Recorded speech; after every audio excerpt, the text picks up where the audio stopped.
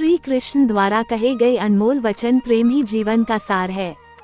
तुम्हें केवल कर्म करने का अधिकार है, फल की चिंता मत करो।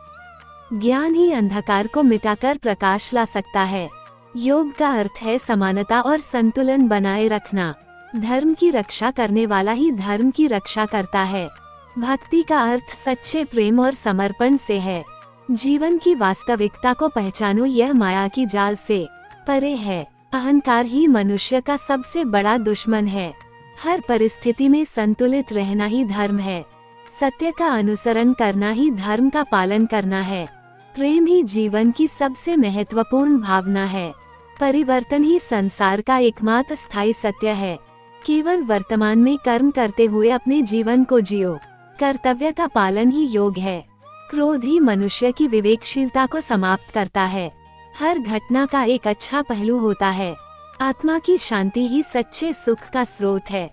सेवा ही मनुष्य को सच्चा संतोष प्रदान करती है। सच्चा ज्ञान ही वास्तविक संपत्ति है। हमारे कर्म ही हमारे जीवन को आकार देते हैं। मृत्यु केवल एक नए जीवन की शुरुआत है। माया से ऊपर उठकर आत्मा के सत्य का अनुभव करो। सभी जीवात्माएं परमात्मा का अंश हैं। ध्यान ही मन को शांत करता है। सच्ची भक्ति समर्पण में निहित है। क्षमा ही महानता का प्रतीक है। धर्म का पालन ही सच्चा जीवन है। सत्य का अनुभव ही सच्चा ज्ञान है। सत्य ही परमात्मा का रूप है। जीवन को खेल की तरह जीना चाहिए। विश्वास ही सच्ची शक्ति का स्रोत है। कर्तव्य का पालन ही सफलता का मार्ग है। सत्य हमेशा विजयी होता है।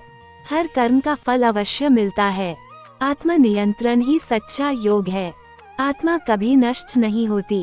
प्रेम का सच्चा रूप निस्वार्थता में है। जी भलाई करने वाला ही सच्चा भक्त है। ध्यान और तपस्या ही मन को शुद्ध करते हैं। धर्म का पालन ही सच्चा कर्तव्य है। संतोष ही जीवन की सच्ची सफलता है। अपना काम हमेशा दूसरों के कल्याण को ध्यान में रखकर करें।